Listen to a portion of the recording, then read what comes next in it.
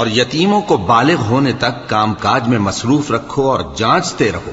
پھر بالغ ہونے پر اگر ان میں عقل کی پختگی دیکھو تو ان کا مال ان کے حوالے کر دو، اور اس خوف سے کہ وہ بڑے ہو جائیں گے، یعنی بڑے ہو کر تم سے اپنا مال واپس لے لیں گے، اس کو فضول خرچی اور جلدی میں نہ اڑا دینا۔